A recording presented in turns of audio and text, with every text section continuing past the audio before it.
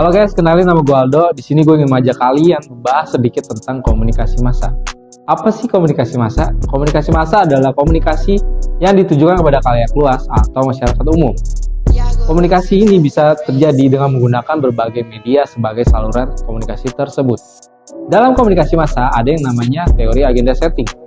Teori agenda setting bertujuan untuk menciptakan public awareness atau kesadaran masyarakat yang mengangkat isu yang paling penting untuk dibahas, didengar, atau dipercaya terhadap media massa. Gue mau ngajak kalian flashback sedikit tentang film Laskar Pelangi yang merupakan film legendaris Indonesia yang ditayangkan pada tahun 2008 dengan jumlah penonton 4,7 jutaan. Menggambarkan perjuangan para guru dan murid dari SDN Muhammadiyah dalam belajar mengajar dan mempertahankan sekolah mereka yang akan ditutup karena kurangnya siswa yang mendaftar serta fasilitas belajar mengajar yang tidak sesuai standar. Film ini juga mengangkat isu ekonomi menengah ke bawah yang menyebabkan mereka sulit untuk mendapatkan pendidikan yang layak. Dalam teori agenda setting, cuma ada dua hasil yang terjadi, yaitu dipengaruhi dan mempengaruhi. Siapa sih yang dipengaruhi?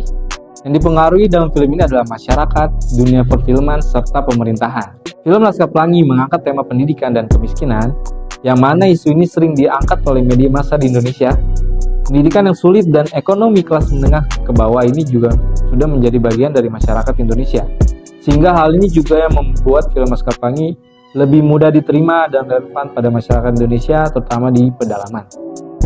Lanjut, ada mempengaruhi. Apa sih yang mempengaruhi?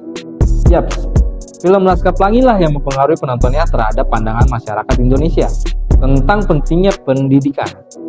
Gak hanya untuk masyarakat Indonesia, melainkan untuk pemerintah setempat, juga karena banyaknya tantangan yang dihadapi masyarakat untuk menempuh pendidikan pada saat itu. Dengan munculnya film Laskar Pelangi, media massa kemudian lebih banyak menyoroti cerita dan kondisi serupa untuk memperkuat kesadaran dan persepsi masyarakat Indonesia dengan keadaan di daerah-daerah terpencil dan tertinggal. Nah, itu dia teman-teman penjelasan singkat dari gua tentang komunikasi massa dan agenda setting. Dimana juga kita mengutip sedikit tentang film Laskar Pelangi sebagai contoh nyatanya. Semoga kedepannya kita, masyarakat, dan terutama pemerintahan lebih peka lagi terhadap pendidikan di Indonesia, terutama di pedalaman. Oke, terima kasih buat semua yang udah nemenin gue sampai habis.